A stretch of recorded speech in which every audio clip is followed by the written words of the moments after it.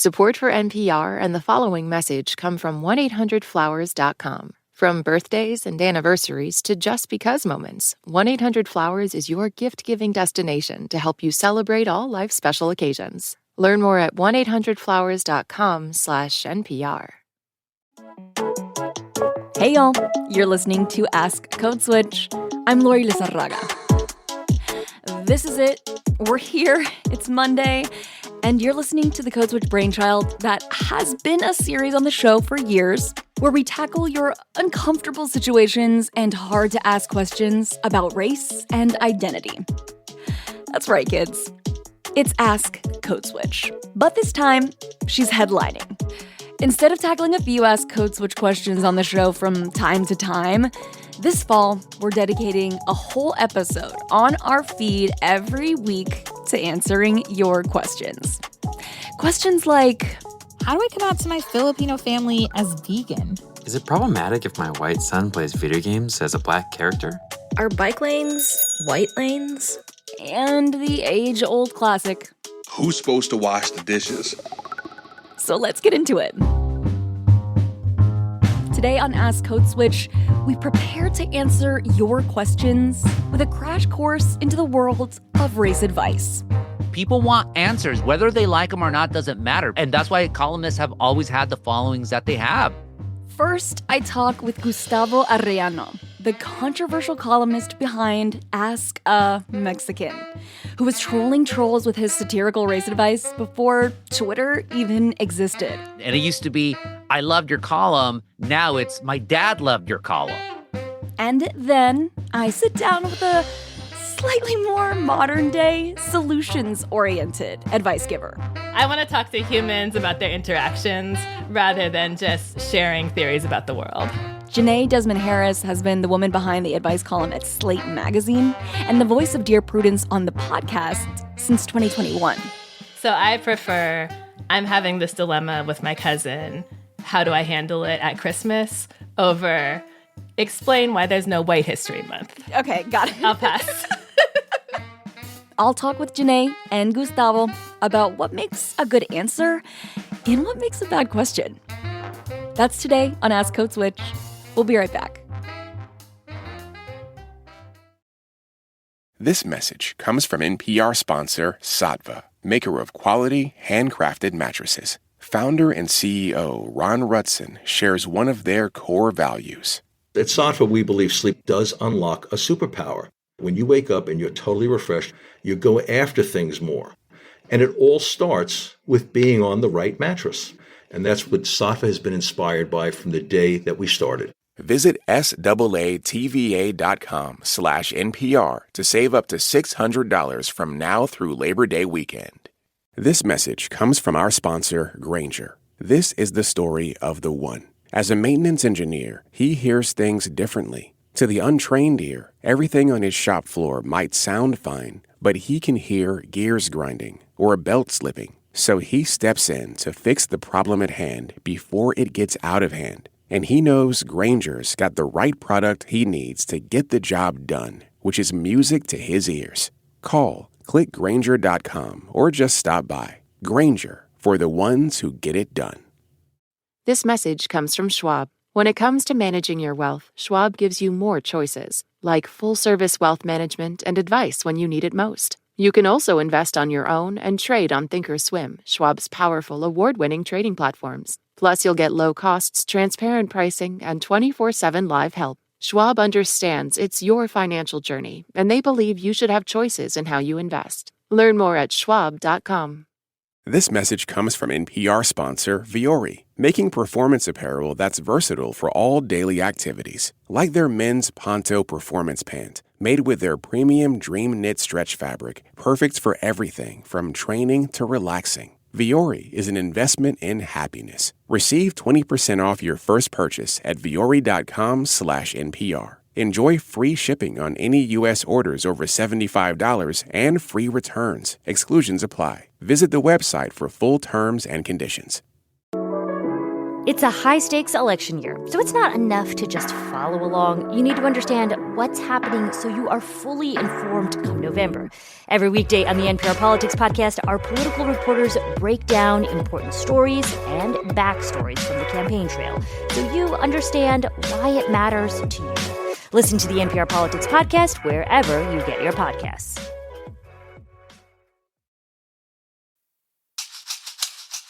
I'm Lori. This is Ask Code Switch. Okay, let's get into these two very different approaches to answering questions about race with the advice columnists behind Dear Prudence and Ask a Mexican.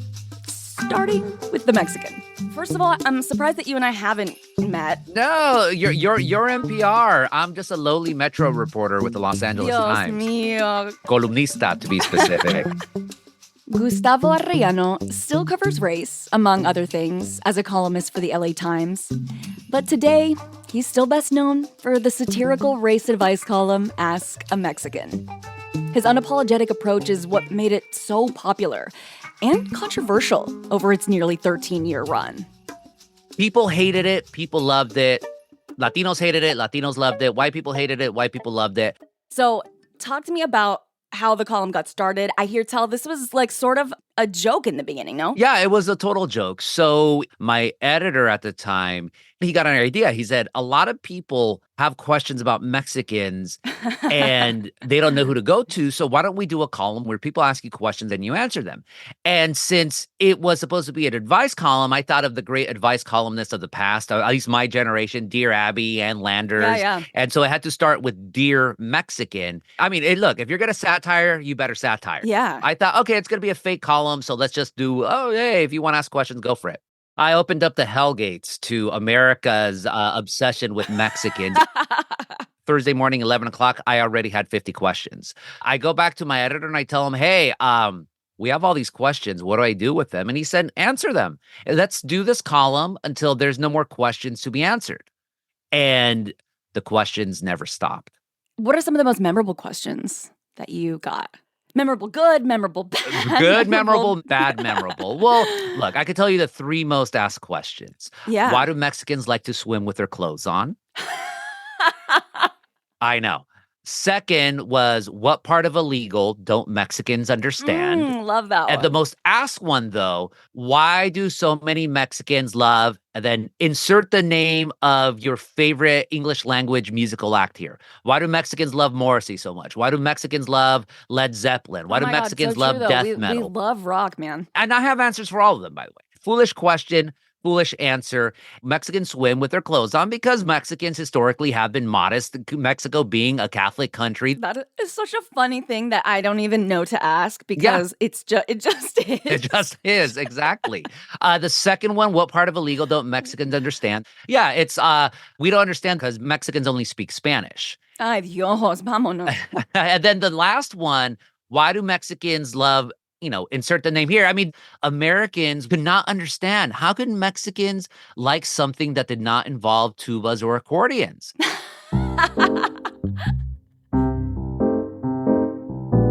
There are no right answers with advice, right? Jana Desmond-Harris, or Dear Prudence, tackles her advice a little differently. And you have to remember that these people who are writing to you, they're writing in because they trust your sensibilities, your perspective, your values. Before she was Prudy, Janae was at the helm of Race Manners, an advice column she pioneered at the root and eventually took to the New York Times opinion section. So she's got a lot of experience confronting questions, particularly about race. So this was a Black person who wrote in and confessed that they were having trouble distinguishing between their Asian American colleagues, who they said, quote unquote, had very similar features. And they really were asking, am I a bad person for this? Is it my fault? What does it mean about me? Wow. Am I racist? And I was able to say to them, I get it. This is common with people looking at people from other racial groups all the time. And I would be remiss if I didn't also add, join the club. Growing up in Texas, my dad was constantly reminding me, I can't tell your boyfriends apart. Yeah. And I was like, okay, well, A, there aren't that many because you don't let me have them. Yeah. But also the point being, he was saying all these white Texas young high school students look the same. And in his defense, there was a type. Yeah. I even said that after going to a historically Black college and then going to law school, where I had a lot of white classmates, I kind of had a little bit of a hard time distinguishing between all the white guys with brown hair who would wear a blue button-up shirt and khakis. Totally. Meanwhile, they were like, "Hi, Janae." And I was like, "You know my name? You're one of a sea of similar faces to me." So like, we've been there. Yeah, the first thing I did for the letter writer was try to comfort them a little bit emotionally. But in the next step, I did interview a psychologist who talked about something called the cross-race effect, which has been studied around the world, especially in contexts like the criminal justice system. She explained that when you're looking at people in a quote-unquote out group, a group of people who you don't see a lot or a group that you don't belong to, you can have a hard time distinguishing between them if you're mentally primarily identifying them as a member of the outgroup. And so the solution was really just to change your thinking, to be aware of this phenomenon, and to really force yourself to look at people's individual qualities instead of just their group membership. So it's almost a psychological trick you play on yourself. Totally. So I was able to give the letter writer some comfort emotionally, a toolbox to do better, and then a charge to say, even though what you're experiencing is common, it doesn't mean that you have to be okay with it or just accept it. Do you ever wish with Dear Prudence that you could reach out to an expert like you described, or like, a phone a friend type of situation before you approach a question or give advice? Yeah, and actually occasionally I will. So my theory about an advice column in the year 2024 is that none of us make any decisions in life without looking at something on the internet, right? Totally. So what I'll do sometimes, especially if it speaks to an experience around race and identity that I haven't personally had, and if I just have that inkling that I may not be getting this completely, I'll look for people who can personally relate or have concrete experience and sort of integrate their experiences into my responses. So I love that. One like that was a white man who was engaged to or married to, I can't remember, an Indian American woman. And they had a great relationship, and his parents actually loved his partner. But his issue was that they were kind of obsessed with her being Indian. Not in a negative way, but it's all they wanted to talk about. Like a fetishizing way. Yeah, every conversation had something to do with India or her culture or the food or the music or the dress. And he just felt they weren't really seeing her as a person, and he wanted to know how to approach it. Yeah. So it was one of those interesting questions where there was no villain and everyone meant well, but the situation needed to improve. Right. And again, I want to give concrete advice. I don't just want to say, your parents need to do better or spend less time with them. So I reached out to readers, and I was able to hear from several people who were in similar relationships who were able to share with me what they had done to sort of retrain their white parents. Wow, no kidding. So I remember one idea was to seriously ask your parents, how would you like it if every time my fiance talked to you, she mentioned your whiteness, Oh, wow, nice dinner. Is this a white cultural tradition? This must be really something your white grandparents taught you. It's fascinating. Oh, we're going inside. I know you're white. Do you need sunscreen? Like, I'm so secondhand embarrassed by that. I asked Janae if she had any advice for me. Any last words to send me off into the world of helping people answer some of their most difficult quandaries about race. A lot of public discussions about race and identity and culture can be really oversimplified, really flattened. So much. To make it seem as if they're simply all about feelings and emotions. Completely. A great remedy for that is to bring in some meatier and more concrete data, research. And I'm so excited you're doing this because I think we could never have enough good advice on these topics. So I'm thrilled that there will be more out there, especially coming from your team. And I had to circle back with Gustavo to get his advice for me. People are coming to you for advice. That means they're looking for some hope. So always keep that in mind. Be proud that you are doing this, and you have to do it with a swagger. Like, that's not meaning arrogance, but you have to do it with swagger. Say, yes, I am now at the helm of Ask Code Switch. Bring it, folks. Aquí estoy, no me voy. Entonces, hasta la próxima. Aquí estoy, no me voy. And that's our show.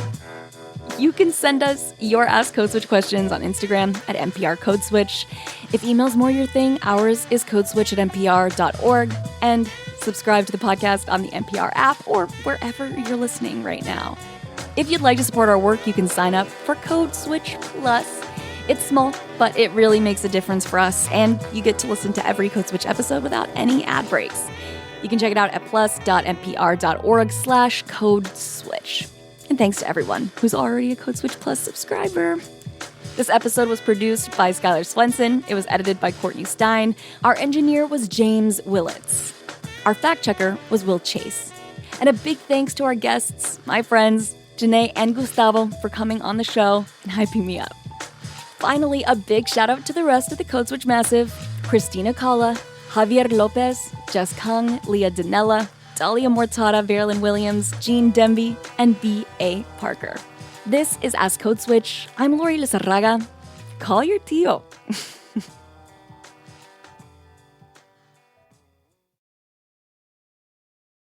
This message comes from REI Co-op. For the next 15 seconds, REI wants to remind you that your time is precious and that getting outside to soak up summer is a precious way to spend it. Visit your local REI Co-op or rei.com/opt-outside.